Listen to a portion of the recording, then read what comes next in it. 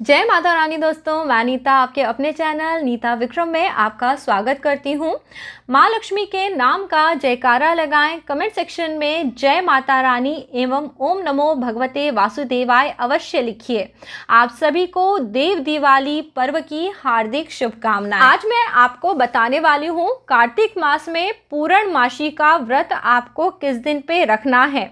व्रत की पूर्णमासी 29 नवंबर को है या 30 नवंबर को है, किस दिन आपको दान करना है और आपके जो पूरे व्रत का पुण्य फल है वो आपको कैसे प्राप्त होगा, यह सभी बातें आज इस वीडियो में होंगी। दोस्तों 29 नवंबर 2020 की तारीख का पंचांग सबसे पहले मैं आपको बताने वाली हूँ।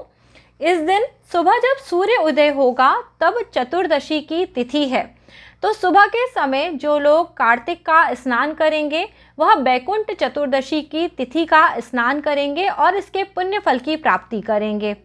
परंतु इसी दिन पे जो लोग पूर्णमासी के व्रत रखते हैं उन्हें व्रत ज़रूर रखना है। यह देवताओं की दिवाली है और पूर्णमासी व्रत का विशेष दिन है। इस दिन व्रत रखने से सुख सौभाग्य बढ़ने वाला है, संतान की प्राप्ति होती है और हर मनोकामना पूर्ण हो जाती है। कार्तिक मास की पूर्णिमा का बहुत अधिक महत्व होता है। इस दिन श्री हरि विष्णु और माँ लक्ष्मी का आशीर्वाद आप सबको प्राप्त होता है। इस दिन करे हुए विशेष उपाय से, दान पुण्य से जन्म जन्मांतर के पापों का नाश हो जाता है। सबसे पहले बता दूं आपको पूर्णमासी की तिथि कब से कब तक रहेगी। 29 नवंबर 2020 की तारीख कार्तिक मास शुक्ल पक्ष की पूर्णमासी की तिथि दिन में 12:10 से प्रारंभ होगी और इस तिथि की समाप्ति 30 नवंबर 2020 की तारीख दिन में 2:05 पे हो जाएगी। ज़्यादातर लोग यह सवाल कर रहे हैं पूर्णमासी व्रत कब करना है। पूर्णमासी व्रत तब करा जाता है जबकि पूर्णिमा की तिथि में हमें चंद्रमा के दर्शन हो, क्योंकि पूर्णमासी का व्रत चंद्रदेव का व्रत होता है। इस दिन पे चंद्रमा 16 कला युक्त होता है। इस चंद्रमा के दर्शन करने से जीवन में जो भी दोष होते हैं वो समाप्त होते हैं। ऐसा कहा जाता है इस दिन अपने पूर्ण आकार में जब चंद्रमा होता है तब यदि उसके दर्शन करे जाते हैं तो मनोकामना पूर्ति होती है। जो लोग चंद्रमा को देख के त्राटक करते हैं उन्हें ईश्वरीय आशीर्वाद प्राप्त होता है और उनका मस्तिष्क कुशाग्र हो जाता है। इस प्रकार से व्रत की जो पूर्णिमा है वह 29 नवंबर 2020 की पूर्णमासी है। इस दिन आप सभी को व्रत रखना है। कार्तिक मास की पूर्णमासी को कार्तिकी कहते हैं क्योंकि इस दिन पे चंद्रमा कृतिका नक्षत्र में होता है। इसको ब्रह्मा, विष्णु, शिव, अंगिरा और आदित्य आदि ने महापुनीत पर्व के रूप में बताया है। कार्तिक पूर्णमासी के दिन को त्रिपुरारी पूर्णिमा बताया जाता है। इस दिन भगवान भोलेनाथ ने त्रिपुरासुर नामक एक दैत्य का वध किया था। इस दिन को रास पूर्णिमासी भी बताया जाता है। इस दिन का विशेष महत्व होता है। सभी देवी देवता इस दिन भक्तों का मनोरथ पूर्ण करके उनके जीवन के सभी तरह के कष्टों का नाश कर देते हैं। इस दिन पे आपको किस प्रकार देवी देवता का पूजन अर्चन करना है, अब हम यह बात करते हैं। पूर्णमासी की तिथि पे विष्णु भगवान का और शिवजी का दोनों का ही पूजन करा जाता है। शाम के समय जब प्रदोष काल होता है तब शिवजी का पूजन करते हैं और सुबह के समय कई घरों में सत्यनारायण की कथा का श्रवण करना बहुत ही पुण्यदायी बताया गया है। परंतु सत्यनारायण की जो कथा है वह आप 30 नवंबर 2020 की तारीख में सुबह के समय भी सुन सकते हैं, क्योंकि इस दिन स्नान और दान की पूर्णिमा है। जब हम रात के समय व्रत रखते हैं और चंद्रमा का पूजन करते हैं, उसके अगले दिन अपने व्रत को पूर्ण करने के लिए ब्राह्मण देवता को बुला के सत्यनारायण देव की कथा सुन के उन्हें दान दक्षिणा देते हैं। इस प्रकार से करने से हमारे ग्रहों के जो कष्टदायक योग होते हैं उनका नाश होता है और मनोरथ की प्राप्ति होती है। कार्तिक पूर्णमासी का व्रत 29 तारीख को करके अपने व्रत को पूर्ण करने के लिए आप 30 नवंबर की सुबह भी पूर्णमासी के व्रत को समाप्त करते हुए अपने घर में सत्यनारायण का कथा करा सकते हैं और इसके बाद ब्राह्मण देवता को दान पुण्य करा के और उन्हें भोजन करा के आप संतुष्ट कर सकते हैं। परंतु जो लोग इस प्रकार पूजन नहीं करना चाहते, वह अपने घर में जो सीधी सिंपल विधि है उससे पूजन करें। कार्तिक पूर्णिमासी के दिन पे सुबह उठें, यानी 29 नवंबर 2020 की तारीख को सुबह उठें।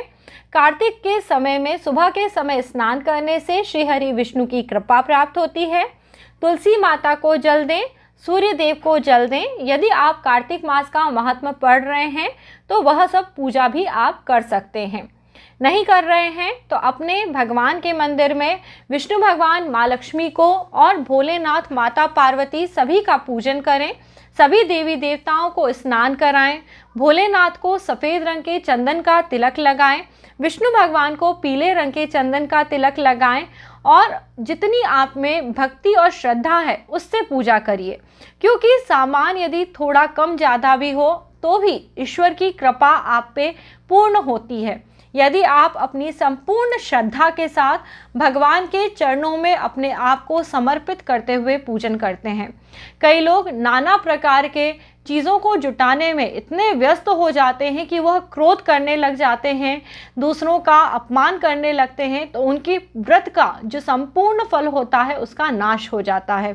इसलिए कम से कम सामान में भी भगवान के सामने अपने आप को समर्पित करते हुए श्रद्धा भक्ति भाव के साथ पूजन करिए। पीले रंग के पुष्प चढ़ाएं, पीले रंग का भगवान को पोशाक पहनाएं, मिठाई इत्यादि रखिए। हो सके तो पंजीरी का चूर्ण बनाएं, पंचामृत बनाएं और यथा योग्य भगवान का पूजन करें। ब्राह्मण देवता को नहीं बुला सकते तो स्वयं आप सत्यनारायण का कथा पढ़ें या सुनें, और अगर यह संभव नहीं है तो मैं आपको वीडियो के आखिर में पूर्णमासी व्रत की कथा सुनाने वाली हूँ। इसे आप ध्यान से सुनिए, क्योंकि यह कथा श्री कृष्ण भगवान ने स्वयं माँ यशोदा को सुनाई है। यह कथा आपके जीवन में आपका कल्याण करेगी। सुबह का पूजन अर्चन करें, दिन में फलाहार ले लें।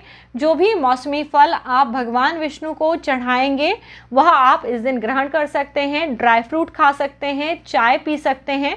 इस दिन पे नमक नहीं खाया जाता।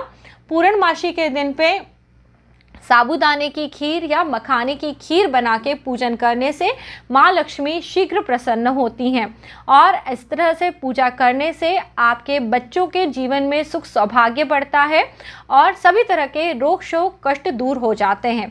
तो शाम में पूजन अर्चन करिए और भगवान के नाम के दिए लगाइए। जी हाँ, क्योंकि ये देव दिवाली है, इस दिन अपने पूरे घर को दियों से सजाएं। अपने घर में 31 दिए लगाने चाहिए, कम से कम 31, क्योंकि कार्तिक के पूरे माह में हम जितना भी भगवान के लिए प्रतिदिन दिया नहीं लगा पाए हैं वह हम एक ही दिन में लगा सकते हैं।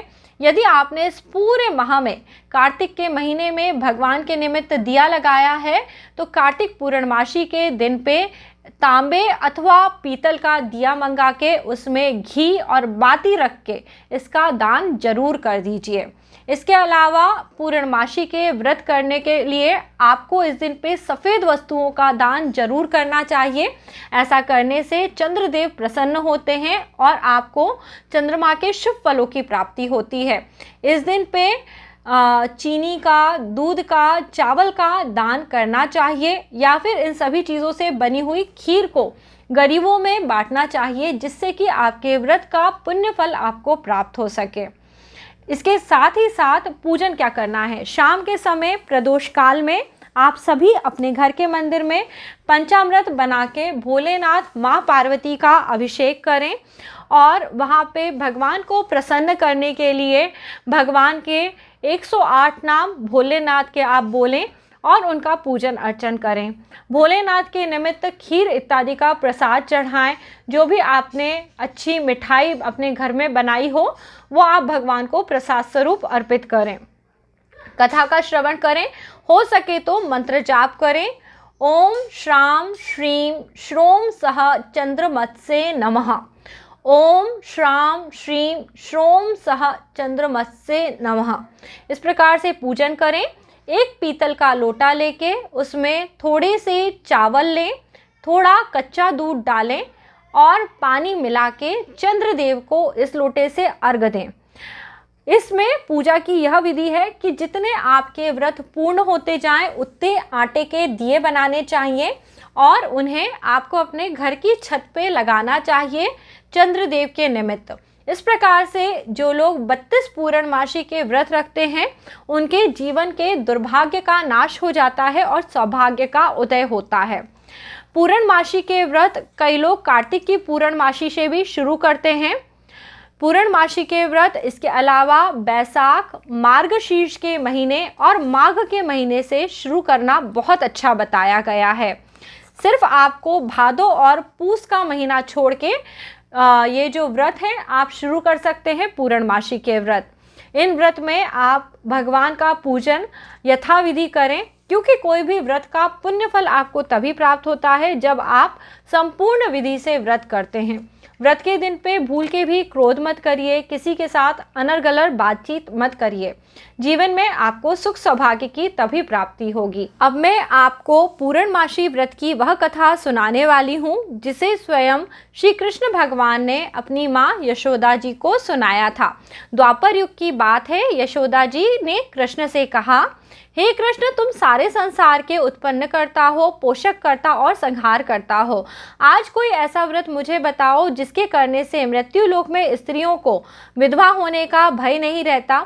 यह व्रत सभी मनुष्यों की मनोकामनाओं को पूर्ण करने वाला हो। श्री कृष्ण कहने लगे, हे माता, आपने बहुत सुंदर प्रश्न किया है। मैं आपसे इस प्रकार के व्रत को बहुत विस्तार से बताऊंगा। सौभाग्य की प्राप्ति के लिए स्त्रियां 32 पूर्णमासी के व्रत करती हैं। व्रत करने से स्त्रियों का सौभाग्य बढ़ता है, उन्हें संपत्ति मिलती है। यह व्रत अचल सौभाग्य को देने वाला है और भगवान शंकर के प्रति मनुष्य की भक्ति को बढ़ाने वाला है। यशोदा जी कहने लगी, हे कृष्ण, सर्वप्रथम इस व्रत को मृत्युलोक में किसने किया, इसके विषय में विस्तार पूर्वक हमसे कहो। श्री कृष्ण कहने लगे, इस भूमंडल पर एक अत्यंत प्रसिद्ध राजा चंद्रहास से पालित अनेक प्रकार के रत्नों से परिपूर्ण कातिका नाम की एक नगरी थी। वहां पर धनेश्वर नाम का एक ब्राह्मण था। उसकी स्त्री अति सुशील रूपवती थी। दोनों ही उस नगरी में बड़े प्रेम के साथ रहा करते थे। घर में धन धान्य आदि की कमी नहीं थी। उनको एक बड़ा दुख था, उनके कोई संतान नहीं थी। इस दुख के कारण वह सदैव दुखी रहते थे। एक समय उस नगर में एक बड़ा प्रतापी तपस्वी योगी आया। उस नगरी में आके सभी के घरों से भिक्षा लेता, परंतु वह धनेश्वर के घर से भिक्षा नहीं लेता था। उस योगी ने एक दिन रूपवती से भिक्षा न लेके किसी और के घर से भिक्षा ली और गंगा जी के किनारे जाके उस भिक्षा के अन्न को खाने लगा। धनेश्वर ने योगी का यह सब कार्य देख लिया था। अपनी भिक्षा के अनादर को देखकर धनेश्वर योगी से बोला, महात्मा, आप सभी घरों से भिक्षा लेते हैं परंतु मेरे घर से भिक्षा कभी नहीं लेते, इसका क्या कारण है? योगी कहने लगा, निपुति के घर का भीख भी पतितों के अन्न के समान होता है। जो पतितों का अन्न खाता है उसके सभी पुण्य क्रम का नाश हो जाता है और वह भी पतित बन जाता है। अतः पतित हो जाने के भय से मैंने आपके घर से भिक्षा नहीं ली। धनेश्वर यह बात सुनकर अपने मन में बहुत दुखी हुआ और हाथ जोड़ के योगी जी के पैरों में गिर पड़ा और कहने लगा, हे भगवान, मुझ पे कृपा करिए। धन की मेरे घर में कोई कमी नहीं है, परंतु मेरे जीवन में संतान का सुख नहीं है। कृपा करके मेरे इस दुख को हर लीजिए। आप सभी तरह से सामर्थ्यवान हैं। यह सुनकर योगी ने कहा, हे ब्राह्मण, तुम चंडी जी की आराधना करो। घर आकर उसने अपनी स्त्री को सब वृत्तांत कहा। स्वयं तप करने के लिए वन में चला गया। वन में जाकर उसने माँ चंडी की उपासना की, उपवास किया। चंडी ने 16वें दिन उसको स्वप्न में दर्शन दिए। कहा, हे धनेश्वर, जा, तेरे पुत्र होगा, परंतु वह 16 वर्ष की आयु में मृत्यु को प्राप्त हो जाएगा। यदि तुम दोनों स्त्री पुरुष 32 पूर्णमासी के व्रत विधि पूर्वक करोगे तो वह दीर्घ आयु हो जाएगा। जितनी तुम्हारी सामर्थ्य हो आटे के दिए बनाना, शिवजी का पूजन करना, परंतु पूर्णमासी को यह सभी दिए 32 हो जाने चाहिए। प्रातः काल के समय अपने घर के समीप एक आम के वृक्ष को तुमने देखा है, उस पर चढ़कर तुम उस फल को तोड़ लेना और अपनी स्त्री को जाके यह सभी बातें कहना। जब वह ऋतु स्नान से स्वच्छ हो जाए तब शंकर जी का ध्यान करके यदि वह यह फल खाएगी तब शंकर भगवान की कृपा से उसे गर्भ हो जाएगा। जब वह ब्राह्मण प्रातःकाल जागा, उसने देखा वहाँ पे एक आम का वृक्ष है। उस पर चढ़कर उसने फल तोड़ने के लिए बहुत प्रयत्न करा, परंतु वृक्ष पे कई बार प्रयत्न करने पे भी वह चढ़ नहीं पाया। अब ब्राह्मण को बहुत चिंता हुई और उसने विघ्न विनाशक गणेश जी का ध्यान करा।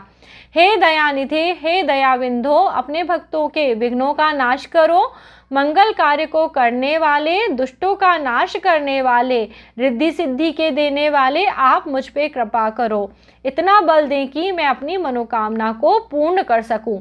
इस प्रकार गणेश जी की प्रार्थना को उन्होंने कहा। अब धनेश्वर वृक्ष पे चढ़ गया। वहां उसने एक आम का फल देखा। उसने सोचा अवश्य ही यह वरदान में मिला हुआ फल है। वह उसे अपने साथ घर ले आया। धनेश्वर ब्राह्मण ने अपने घर लाकर उस फल को अपनी स्त्री को दिया। जब पत्नी ने पति के कहे अनुसार फल को खाया तो वह गर्भवती हो गई। देवी माँ की कृपा से उन्हें एक अत्यंत सुंदर पुत्र की प्राप्ति हुई। इस पुत्र का नाम देवी की कृपा से होने के कारण देवी दास रखा गया। माता पिता हर्ष और शोक के साथ इस बालक को बड़ा होते देख रहे थे। बालक शुक्ल पक्ष के चंद्रमा की भांति पिता के घर में बढ़ने लगा। भवानी की कृपा से बालक बहुत सुंदर, सुशील और विद्या पढ़ने में निपुण हो गया। दुर्गा जी की आज्ञा के अनुसार उनकी माता ने 32 पूर्णमासी व्रत रखने प्रारंभ किए, जिससे कि उनके पुत्र की आयु बढ़ जाए। 16वां वर्ष आया। देवीदास के माता पिता को बहुत चिंता हुई कि कहीं उनके पुत्र की मृत्यु ना हो जाए। इसलिए उन्होंने मन में विचार किया और यही दुर्घटना से बचने के लिए उन्होंने देवीदास के मामा को बुलाया। कहा, हमारी इच्छा है देवीदास 1 वर्ष तक काशी में रह के विद्या अध्ययन करे, उसको कभी अकेला न छोड़ना, इसलिए साथ में तुम चले जाओ। 1 वर्ष के पश्चात इसको लिवा लाना। जब 1 वर्ष हो जाए तो काशी से इसे ले आना। इस प्रकार घोड़े पे बैठा के देवीदास और उसके मामा को धनेश्वर ने अपनी पत्नी के साथ विदा किया। मंगल कामनाएं दी और उसके दीर्घ आयु की माँ भगवती से प्रार्थना करी। माँ दुर्गा से प्रार्थना करते हुए उन्होंने पूर्णमासी के व्रत रखना आरंभ करा और इस प्रकार बराबर 32 पूर्णमासी व्रत रखने का संकल्प लेके इसको पूरा किया।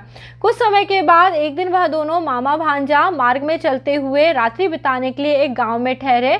उस दिन उस गांव में एक ब्राह्मण की कन्या का विवाह था। कन्या बहुत ही सुंदर, सुशील, विदुषी, गुणवती कन्या थी। विवाह होने वाला था। जिस धर्मशाला के अंदर वर का परिवार ठहरा था, बारात ठहरी हुई थी, उसी धर्मशाला में यह मामा और भांजी जाके ठहर गए। संयोगवश कन्या के तेल हो गया, मंडप हो गया और इसी बीच में वर की तबीयत बिगड़ गई। वर को दस्त लगने लगे और वर के पिता को बहुत चिंता हुई। उन्होंने अपने घर के लोगों से परामर्श किया और सोचा, यह जो देवीदास है यह मेरे पुत्र जैसा ही दिखता है, क्यों ना मैं इसके मामा से बात करूं और इसका लगन इस लड़की के साथ करा दूं। इसके बाद जब सुबह के जो भी कार्यक्रम होंगे वह मेरे लड़के के साथ हो जाएंगे। देवीदास के मामा से उसने यह सभी बात पूछी। देवीदास का मामा तैयार हो गया। कहने लगा कि कन्या को कन्यादान के समय जो जो भेंट मिलेगी वह सभी आपको हमें देने होंगे। इस शर्त पे मेरा भांजा आपकी बारात में दूल्हा बनकर जाएगा। यह बात वर के पिता ने स्वीकार कर ली। अब भांजा वर की कपड़े पहने और तैयार हो गया और सभी विवाह कार्य उस भांजे के साथ संपन्न हुआ। पत्नी को देख के वह बहुत ही चिंता से ग्रसित हो गया, भोजन न कर सका। अपने मन में सोचने लगा, न जाने यह किसकी स्त्री है। वह एकांत में इसी सोच में गर्म सांसें छोड़ने लगा। उसकी आंखों से आंसू आ रहे थे। तब वधू ने पूछा, क्या बात है, आप इतने उदासीन और दुखी क्यों बैठे हैं?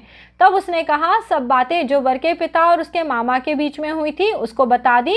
तब कन्या कहने लगी, यह ब्रह्म विवाह के विपरीत है। देव ब्राह्मण अग्नि के सामने मैंने आपको अपना पति बनाया है, इसलिए आप ही मेरे पति हैं। मैं आपकी ही पत्नी रहूंगी, किसी अन्य की कदापि नहीं हो सकती। तब देवीदास ने कहा, ऐसा मत करिए, मेरी आयु कम है, मेरे पश्चात आपकी दुर्गति हो जाएगी, इस पे आप अच्छे से विचार कर लीजिए। परंतु वह कन्या बहुत ही दृढ़ निश्चय वाली थी। बोली, जैसी आपकी गति होगी वही मेरी भी होगी। हे स्वामी, आप उठिए, भोजन करिए, आप निश्चय ही भूखे होंगे। इसके बाद देवीदास और उसकी पत्नी दोनों ने भोजन किया। बाकी की रात वह लोग सोते रहे। प्रातःकाल जब सुबह के 4 बज रहे थे तब देवीदास अपनी पत्नी को जगाया और बोला, सुनो, तुम यहाँ एक 3 नगों से जड़ी हुई अंगूठी रख लो और यह रुमाल रख लो और इसे मेरा एक संकेत मानना। यदि कभी मेरी मृत्यु हो जाए तो तुम यहाँ पे एक पुष्प की वाटिका बना लेना। उसमें जो भी पुष्प होंगे वह सभी सूख जाएंगे। इस प्रकार से उसने अपनी पत्नी को नवमल्लिका की वाटिका लगाने के लिए कहा। जिस दिन मेरे प्राणों का अंत होगा, इस वाटिका के सब फूल सूख जाएंगे और यदि आप पुनः हरे हो जाएं तो समझ लेना मैं जीवित हूँ। यह बात निश्चय करके समझ लेना, इसमें कोई संदेह नहीं है। यह समझाकर वह वहाँ से चला गया। प्रातःकाल होते ही बाजे गाजे बजने लगे। जिस समय विवाह के कार्य समाप्त करने के लिए वर और सभी बाराती मंडप में आए, तब उस लड़की ने कहा, पिताजी, यह मेरे पति नहीं है, मेरा पति वही है जिसके साथ रात्रि में मैंने पानी ग्रहण करा है। इसके साथ मेरा विवाह नहीं हुआ। यदि वह वही है तो यह बताए कि आपने इसे कन्यादान के समय क्या भेंट, क्या आभूषण उपहार में दिए हैं, उन्हें दिखाए हम सभी को, वह सब सुनाए। अब पिता ने उस वर को बुलाया और सारी बात पूछी। कन्या की यह बातें सुनकर वह कहने लगे, मैं कुछ नहीं जानता। इसके पश्चात लज्जित होकर पूरी बारात अपना सा मुंह लेकर वहाँ से लौट गई। भगवान श्री कृष्ण बोले, हे माता, इस प्रकार देवीदास काशी में विद्या अध्ययन करने के लिए चले गए। जब कुछ समय बीता तो काल से प्रेरित होकर एक सांप ने रात के समय उन्हें डसने के लिए वहाँ आया। उस समय उस सांप के विष के प्रभाव से सोने के कमरे में चारों तरफ विष ही विष की बदबू आने लगी, परंतु व्रतराज के प्रभाव से उसे सांप काट नहीं पाया। पहले ही उसकी माँ ने 32 पूर्णमासी के व्रत करे हुए थे और इस प्रकार मध्याह्न का समय बीतने लगा। जैसे ही प्रदोष काल हुआ, उस समय भगवान भोलेनाथ, माँ पार्वती वहाँ से जा रहे थे।